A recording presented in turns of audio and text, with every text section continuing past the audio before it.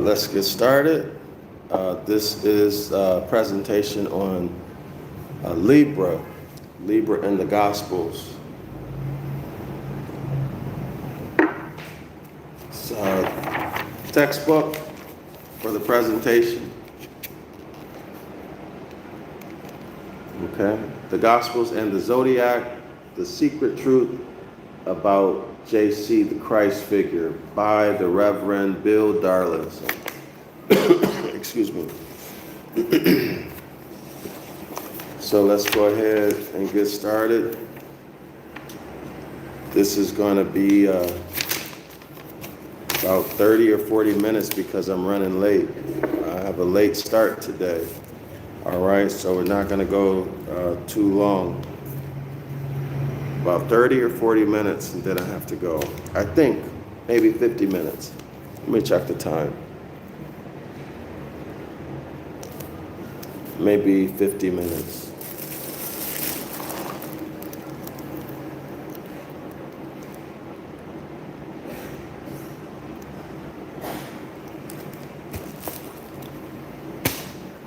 So y'all let people know I'm about to start, okay? If you're wondering what I have, this is sugarcane juice. It's fresh sugarcane juice. And this is black tea, hot. And this is black coffee, they call it cafe. In Vietnam, it's called cafe. So when it's black, no sugar, no cream, it's an herb. If you put cream or sugar, it takes away the herbal value.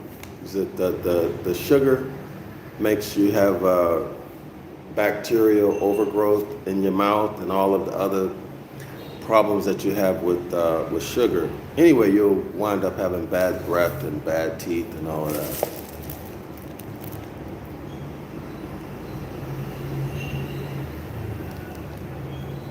But with the sugarcane juice, of course, there's still sugar. It doesn't increase your blood sugar level, your blood glucose. So you can drink it. I drink it a lot. It's so good for your teeth and bones.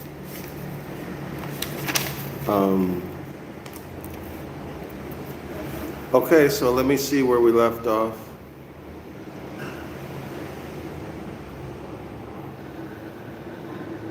All right, we're on the spiritual lesson. The spiritual lessons of Libra. Like and share the video if you've been here more than 2 times and stayed longer than 5 minutes. I require you to subscribe, right? Fair is fair. I make the rules. It's my channel, my content. If you listen, if you're here for more than 5 minutes, I expect for you to like the video, to share it, and subscribe. Okay? My content, my channel, fair is fair, right? So if you come here, don't freeload, all right? I need you to do that. This channel is shadow banned. YouTube severely shadow bans this channel. So the only way one extra person can find out about this information is if you like and share the video. Also subscribe. It really does help. And it's free for you. It doesn't cost you anything just to do it. Okay? Furthermore, most people don't have the time to read this, or they don't have the reading comprehension skills. Even if they did read it, they won't understand, what they read a paragraph and they won't understand what they read in the paragraph or 2, let alone a whole chapter. All right, so this is a convenience. Don't devalue it or undervalue it, neglect it or take it for granted because it's coming to you for free. All right? Why do I say that? Because the best things in life are free, and most people take them for granted. For example, your senses, your mind, your kinfolk, your babies, your man or your woman. Anyway, let's go. At the beginning of chapter 10, Mark takes up the Libra themes by describing an altercation between JC and some of the Pharisees over marriage. In an attempt to trap JC into making an injudicious reply, they ask him about the legality of divorcing one's wife. This is in Mark chapter 10, 1 and 2. All right. What did Moses command you? He replied. They said Moses permitted a man to write a certificate of divorce and send her away. Did y'all get the import of that? Did you get the import of that? Let me repeat it. Moses permitted a man to write a certificate of divorce. Now, why would it be a certificate of divorce? A certificate is a certificate. So that certificate is behind, or rather on top of something. Where's the original document? Have you ever thought about that? Was there an original document, or why is it a certificate of divorce, or is this word certificate not the word that's used in the original language? Think about that, y'all. A certificate is exactly what it says it is. It is a certificate. It's not the original document. Moses permitted a man to write a certificate of divorce and send her away.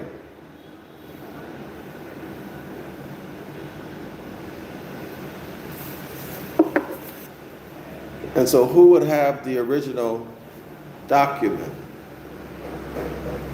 Okay, Paul Hatton, Shield Wolf, Shalawama, your video from yesterday still hasn't posted on the page? Really? Well, I'll check into it. I don't know why that is. I know I did everything that needs to be done so that it shouldn't have been a problem. But anyway, thanks for telling me. I'll look into it. It was because your hearts were hard that Moses wrote you this law. JC replied, but at the beginning of creation, capital G-O-D, quote, made them male and female. That's a reference to Genesis chapter 1, y'all. That's not a reference to Genesis chapter 2. Okay?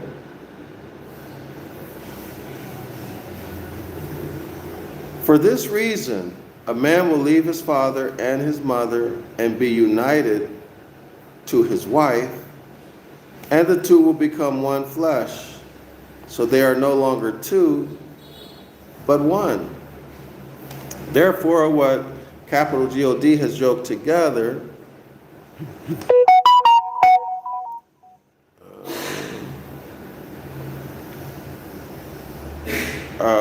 let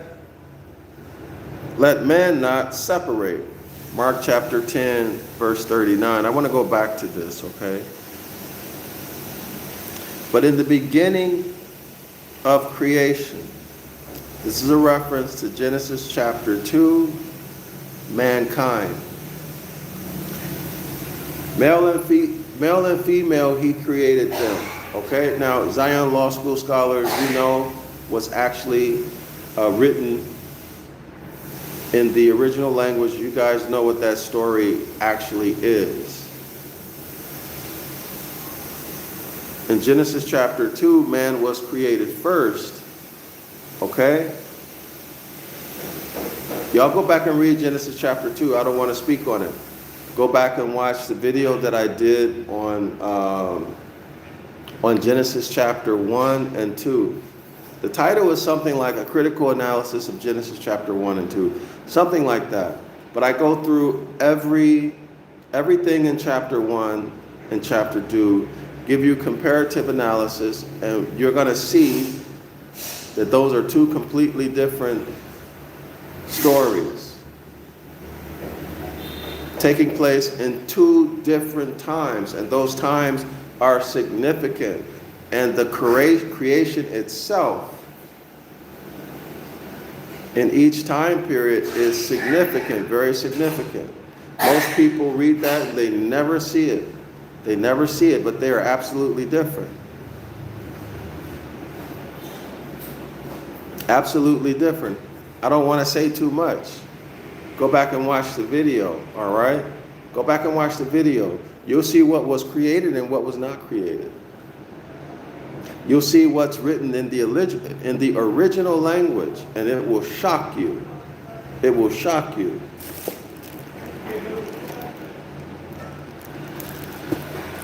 You've been lied to. You've been lied to. Doesn't say at all what you think it does. And what your religious leaders have told you. Okay? Has nothing to do with that. Genesis chapter 1 has nothing to do with the creation story. How about that? Has nothing to do with the original creation. How about that? Y'all figure that out. What is DrYasapa talking about? Well, Zion Law School scholars know exactly what I'm talking about. Not because I've told them, because I've showed them. Many times we've gone through this. This is the value of knowing ancient Ibaryath, understanding linguistics, and how to use them, and how to think critically, how to think analytically, okay? Everything is there. Everything is there for people who are willing to invest the time and effort and give it the attention that it takes to see it, okay? But it's completely not what you think it is, all right? Completely not what you think it is. And it's not who you think the players are or the characters are. They're not who you think they are, okay? Don't believe me? Go check it for yourself. How many hours, weeks, and months will it take you to shuffle through all of that and figure all of that out?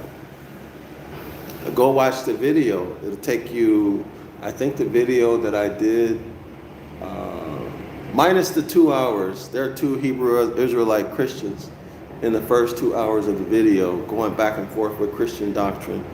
I think I come in at about hour 2. About hour 2, I come in and I give the Ibaryath presentation.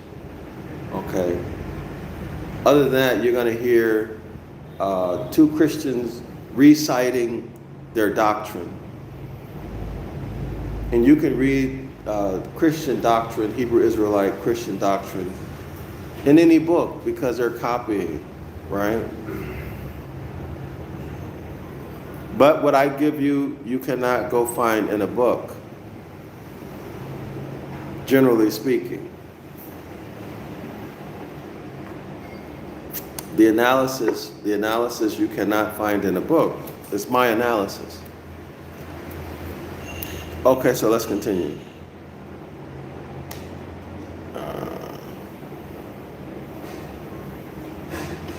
I'm not sure. I don't know if I missed a footnote. No, I didn't. Did I miss this footnote? Okay. All right. So this is picking up from the theme of, remember in last video, scholars, there was some mentioning of marriage, Okay, so this is following up with that idea that of marriage. Okay, so let's continue. So we're going to go to page 148. For its time, this is indeed radical teaching. Marriage, look at y'all, look, marriage was not a sacred institution in the ancient world, and divorce was commonplace, even among the Jews. Now keep in mind, Jew and bloodline, man or woman, ascending from the House of Yasharala are different. Jew is religion. So we have to be mindful of the words, okay? Even among the Jews. For whom monogamy was the ideal. Y'all hear that? Monogamy was the ideal. Is that true? Is that true? Divorce was commonplace, even among the Jews for whom monogamy was the ideal. The Jewish scriptures compared the Tetragrammaton's fidelity to Israel with the tender concern of a loving husband for his wife. You see this in Hosea chapter 2. Now, isn't that very interesting? Because the patriarchs had multiple wives, right? The patriarchs had multiple wives, and every man had an inheritance. So having more than one woman or consort wouldn't have been an issue, because you have everything you need to support a family. More than one consort, more than one woman wife, right? So what is this getting at?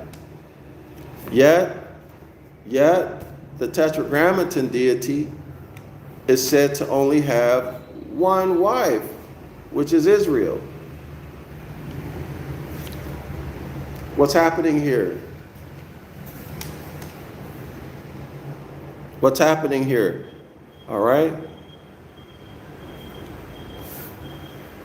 So the Tetragrammaton's fidelity to Israel with the tender concern of a loving husband for his wife. The implication is that Israel is his only wife, right? That's what's being implied here. That's what's being implied. But yet this is going against or in contradiction to the culture at that time, right? And the prophet Malachi has capital G-O-D declared, quote, I hate divorce. Malachi 2:16. Y'all see that? Now that's contradicting Moses. The prophet is contradicting Moses. Moses says you can give her a certificate of divorce, and then a prophet comes and contradicts that.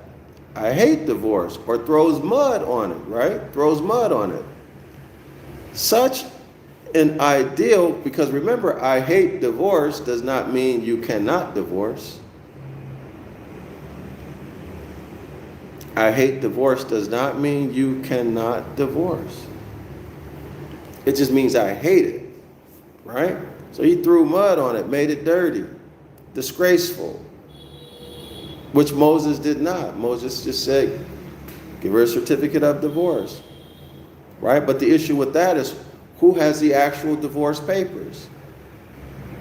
Who has them? Because a certificate is a certificate. All right? It's exactly what it says it is. Such an ideal was apparently more honored in the breach than in the observance. And Moses' teaching allowing divorce enabled the more unscrupulous to practice a kind of serial monogamy, which would have had devastating consequences for the women involved. Now, isn't it the fact Well, let me rephrase that. Would you agree, that's a better way to put this, would you agree that in the world today, let's say North America, aren't they practicing serial monogamy? You get married, you get divorced, get married, get divorced, right? Get married, get divorced. And it's not always the two people's fault.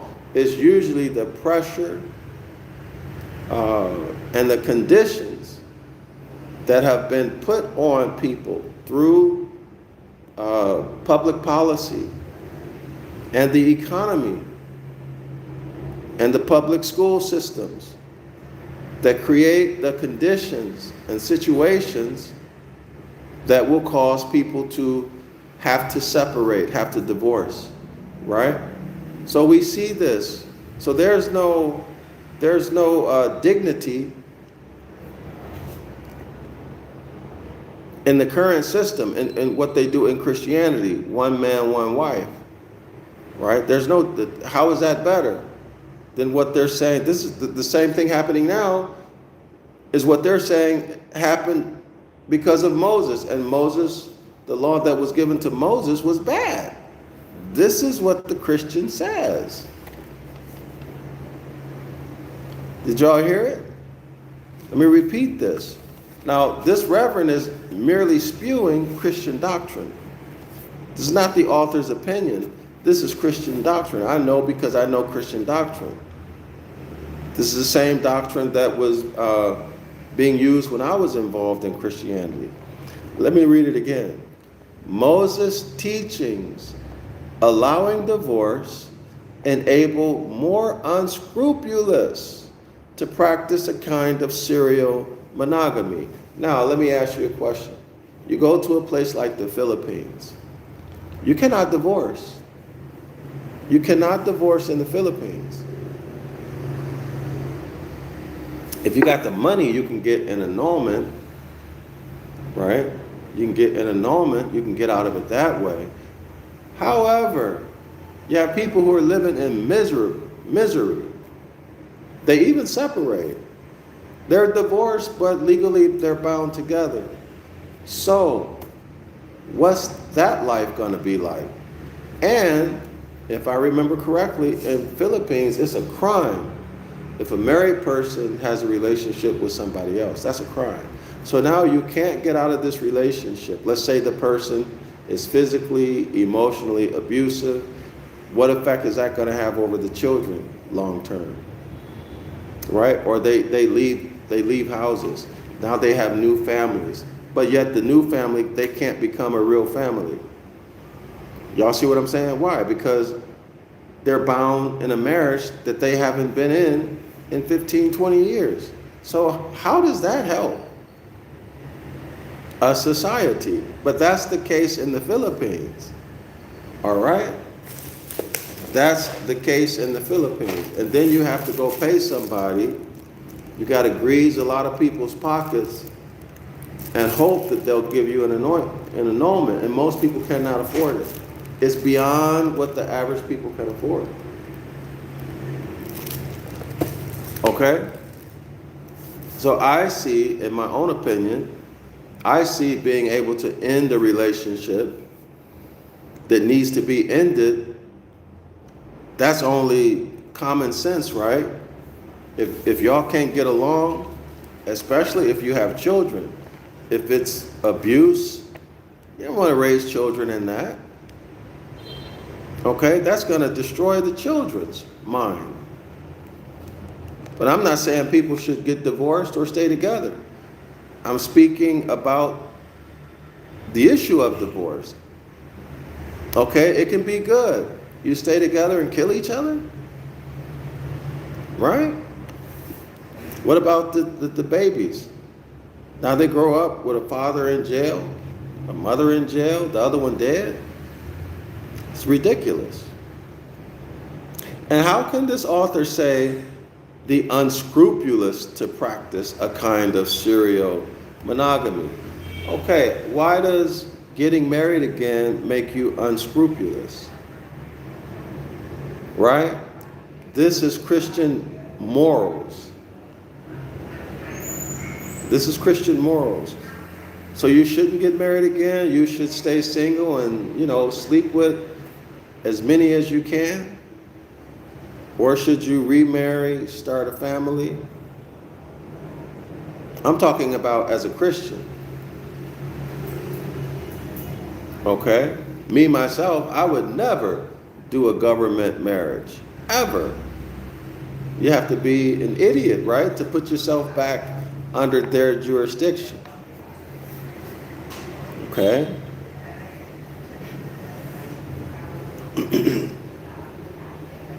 By the way, those of you who don't know that when you get married, these create adhesion contracts. So you actually, if you get married in the U.S., the state takes charge of your life. You have given up your rights. Okay? That's why they can come in and take your little ones, lock you up, and do everything else because you've given up your rights. All right? Those are adhesion contracts. Okay?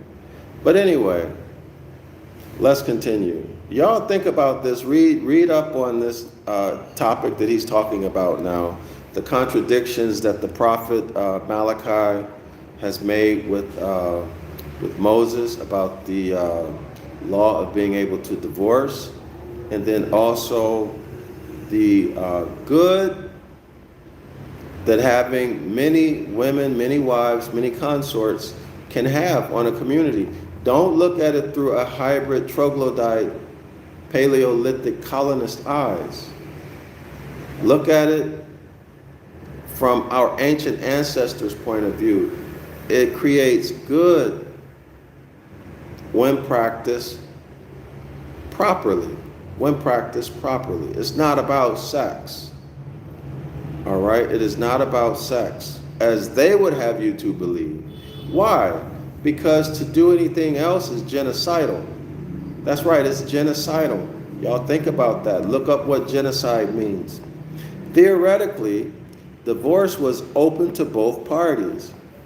Given the general status of women at that time, it was hardly an option for the female. William Barclay describes the situation as follows. One thing vitiated the whole marriage relationship.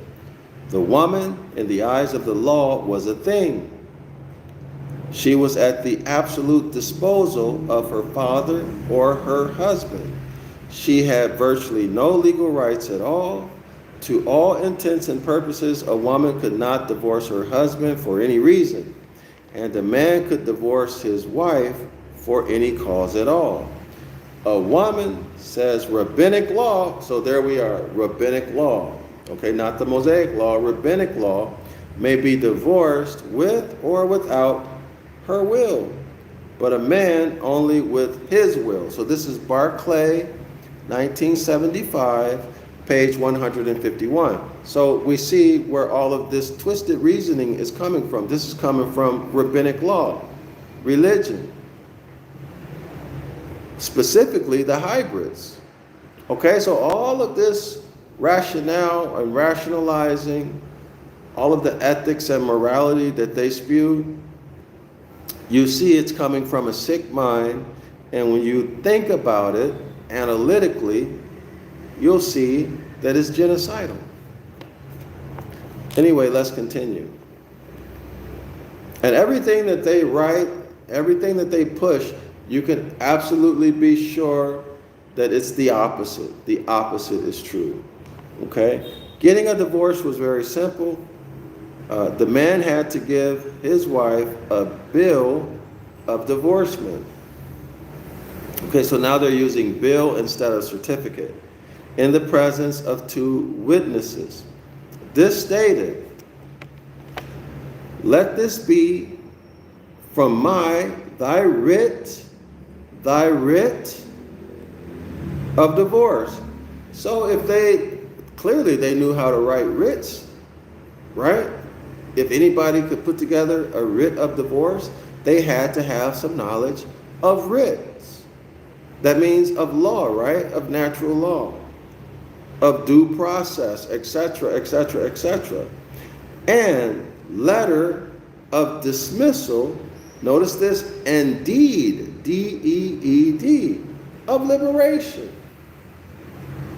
So now our ancient ancestors, they could write a writ, they could put together a certificate, and they could put together a deed. Not only could, if they could put them together, that means they knew what they are. How about you? Do you know what they are? So we had understanding and training in law. So we need to return to the mindset and culture of our ancient foremothers and forefathers. Do y'all see that? That thou mayest marry whatsoever thou wilt. Hope everybody got that. Writ of divorce, so they understood writs. They could put a writ together. They understood due process, notice. And letter of dismissal and deed of liberation. The passage from the Pentateuch, to which the Pharisees refer in their discussion with J.C., can be found in Deuteronomy 24, verse 1. The text states that a man may divorce his wife, quote, if she finds no favor in his eyes, because he hath found some uncleanness in her, end quote. The prevailing opinion amongst rabbis at the time of J.C. was that this was a specific reference to adultery. Now, key word, opinion. That was the opinion of the rabbis. In other words, we don't know what this statement means. Okay? We don't know what it means. That's what the author is saying here. But the rabbis at that time, it was their opinion that it meant adultery. Okay, that's very different from saying that it meant adultery. That was the rabbi's opinion. But certain rabbis following Rabbi Akiba considered that, quote, finding no favor, end quote, in one's wife could simply mean that one no longer thought her attractive. According to Barclay, the rabbinic school of Hillel taught that a man might divorce his wife if she spoiled his dinner by putting too much salt in his food, if she went in public with her head uncovered, if she talked with men in the streets, if she was a brawling woman, if she spoke disrespectfully of her husband's parents in his presence, if she was troublesome or quarrelsome. This is Barclay, 1975, page 152. Now, these are what religious leaders are saying. But what do we guide ourselves by? The natural law. What does natural law tell us? What does nature tell us? Well, the essence of natural law is to do no harm, right? So if you are a Yasharala man and you have a consort, wife, a woman, and you're operating on the principle of doing no harm, would you do the things that these rabbis are talking about? Absolutely not. Right? You're not going to harm her. Put her in a situation where she's going to be injured for no reason. Right? But you have a right to what? Self-defense.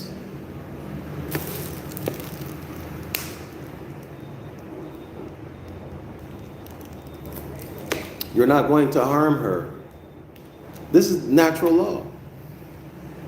So how does that square up to what these rabbis are saying? No, they're trying to give Moses a black eye, right? They're trying to make Moses and the Most High's commandments look like foolishness, so people will reject it. Those people who are not thinking, who want to believe somebody, right? It's easier to believe these rabbis or other experts, right? It's easier to do that than to go out and do the hard work of researching a topic yourself.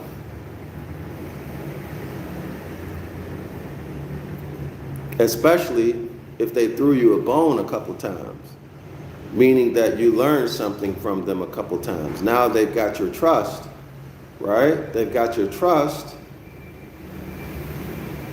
And you're going to say, most people are going to say, well, I don't have time to go research this, or maybe their formal education is not so good, or maybe their self-esteem is not so, whatever the reason. So they just accept what that or they could be the argumentative, prideful type, and they want to learn everything that the rabbi says so that they can go beat somebody up and debate,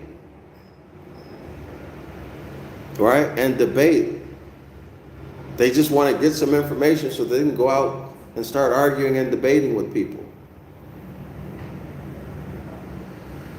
I don't know you. I don't know your personality. But I've already put you on the right road. Whenever you need to know something, take it back to natural law. The essence of natural law is, and it will never change, do no harm. That's the essence of natural law in every case. But you have a right for self-defense. So would a man who's not doing any harm treat his consort this way? Get rid of her, throw her out in the street because she put too much salt? Who do we know in history who has this type of terrible behavior? What population? Isn't it the hybrid, troglodyte, Paleolithic colonists who display this type of behavior historically? When you look back at the records that the Europeans, so-called Europeans, wrote before we were conquered in the Americas, they said we were the most gentle and kind people, right? We didn't harm anybody, we didn't do anybody wrong. We were the most gentle, kind, giving people. In fact, they thought conquering us would be like taking candy from a baby because we're so trusting and giving.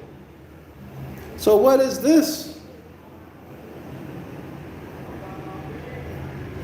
that we're reading here? It's exactly what it says it is. It is rabbinical law from the hybrids, all right? Or from the dark priesthood. From the dark priesthood, of which clearly the hybrids are a part of now. But remember, the original dark priesthood, these are our ancestors. The original dark priesthood, these were included, our ancestors. Okay? All right? I hope this is clear. If I'm not making myself clear, y'all let me know. Put something in the comment section. But I hope I've been able to clearly show the one from the other. Rabbinical law compared to natural law. So when we talk natural law, I'm talking about those words that were given to Moses, the essence of which is do no harm and self-defense. Okay? Rabbinical law, all types of man-made law, that's going to deal with morality and ethics. All right? So if you're dealing in a situation with morality and ethics, you're already off. You're already off. Okay? Morality changes and ethics change based upon who's in power and what their agenda is. Okay? If you don't know that by now, now you know. But don't trust me, figure it out yourself. You go research it. Okay. Also watch the video I did on the tree of the knowledge of good and bad. All right, go watch the video I did on the tree of knowledge and good and bad to get more on that. All right, it's a lot of important information having to do with what I just spoke about. ethics and morality, judging people.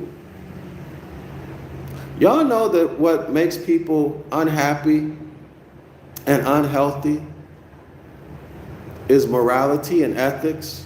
Did y'all know that? Judging people. See, you wouldn't judge somebody. In order to judge somebody, you have to have a framework or a basis for judging them. Your basis for judging that person will be your morality and your ethics. But yet, judging people can make you sick, end your life faster, destroy your relationships. Y'all ever think about that? Go back and watch the video I did on the tree of knowledge of good and bad, all right? And see how you've been scammed, how you've been burned, indoctrinated. And hopefully you will have the desire to leave that organization or people who have been harming you, tricking you. All right, let's continue.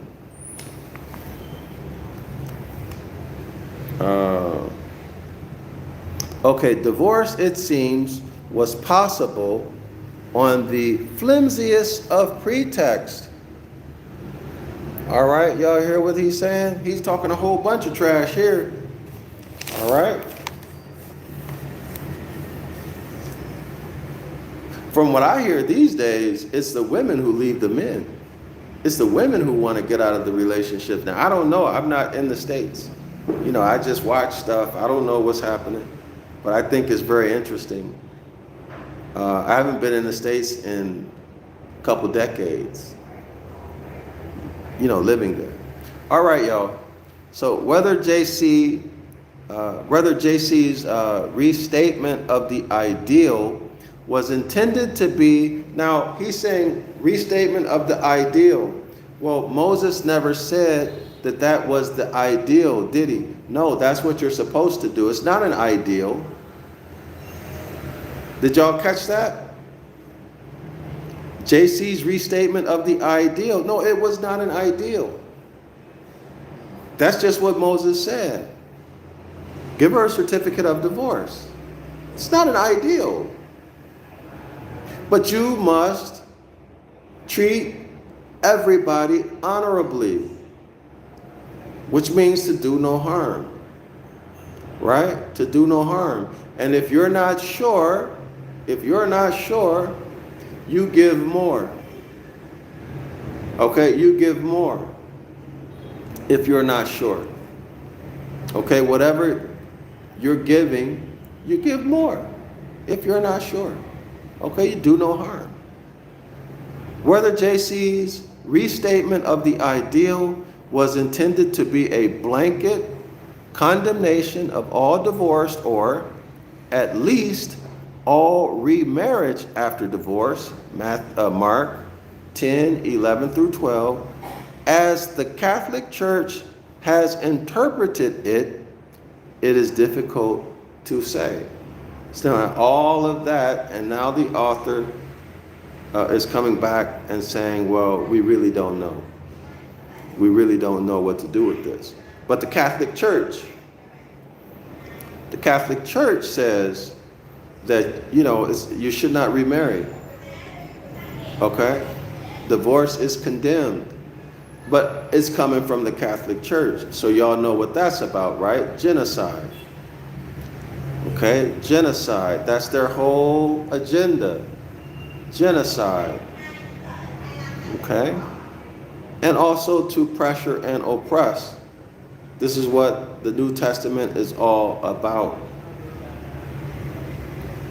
It was obviously a point of contention within the early Christian church because Matthew's account of this event at Matthew 19:9 shows JC disapproving of divorce, quote, except for adultery, end quote. This seems to be a concession probably made as a result of top-level deliberation about the practicality of a total ban. Okay, now we go back to the contract between the Most High and the House of Yasharala. My question to you scholars are, can anybody for any reason add anything to that contract? The answer is no. Can anybody for any reason take anything away from that contract? The answer is no. However, the Hebrew Israelite Christian or the Christian or some other religious people, they're going to tell you, well, JC could do it because he was the Tetragrammaton's son, so he can change it. But yet that's not in the contract. The contract specifically says, do not change it, and there's some punishments, right? But they trick y'all into accepting it. Why? Because the Gospels and the dark priesthood and the pastors, reverends, rabbis, they hit y'all with chants, songs, right? They enchant you, the fancy clothes they wear, the words that they speak, the band, the music, and they put you under a spell. They got you under spells. And you don't know nothing. Your brain is turned off. Why do you think they call it church? Huh? You know who church is? Kirk, Circe, the goddess who invites you into their home, into her home, closes the door behind you and steals your mind, takes your common sense away from you, and then lives off of you, feeds off of you. This is Circe. In English, in modern day English, the deity Circe, Kirk is pronounced church. Yes, you're out of your mind. And the church, and remember the Catholic Church calls itself the universal church. In other words, the universal deity who feeds off of people. They don't care what kind of people you are. Man or hybrid. It's going to feed off of you. It's going to capture your common sense, your imagination, and then feed off of you, take your money and your life, right? Through what? Through these battles, religious wars that are designed to keep the people divided and to keep them in power, to keep you confused so that you won't have enough time to do any thinking, to figure anything out. See what I'm saying? So they got you. And you believe anything. The contract says what it says. But yet, anyway, I'm going to leave that alone. I got to go, y'all. Shalom Islam to all the Moors. Support my work. I've written several books on ancient Ibaryath. You can order them. Order a lot. It would help to support my ministry, the work that I'm doing. The links are in the description area of the video. There's one of my favorite books is Animals in the Bible. It's a wonderful book.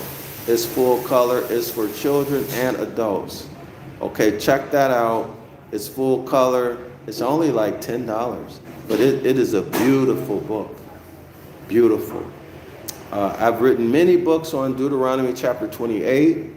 The volume, it's a multi-volume series. It's not complete yet, but you can get 3 of those volumes. The links are in the description area of the video. 911 Ibaryath Rescue is there. The DrYasapa, Ancient Ibaryath in Aramaic, in English. Lexicon is in the description area of the video. Also, I have many books that you guys can buy. Also, subscribe to the 101 Ancient Ibaryath course, and y'all come see me every Saturday at 10 a.m. Eastern Standard Time for the 506 Curses course, where we go into all of this kinds of stuff. We look at the scriptures analytically, not considering doctrine, religion. Okay, and we're going to go through the Ibaryath, the ancient Ibaryath of it. Okay, so come check that out and support my project to write the book of the law, to translate it back into ancient Ibaryath along with the modern English translation with it. So you'll get that together, okay? So that's going to remove all of the deceit, all of the lies. It's going to put back in all of the real sciences and the natural law. And also those things that help to show who we really are, the signs, the mechanisms that will be used to oppress us. And then, of course, how to get back into wealth, the blessing. Islam to all the Moors. I'm Dr. Yasapa from Zion Law School, Shalawama.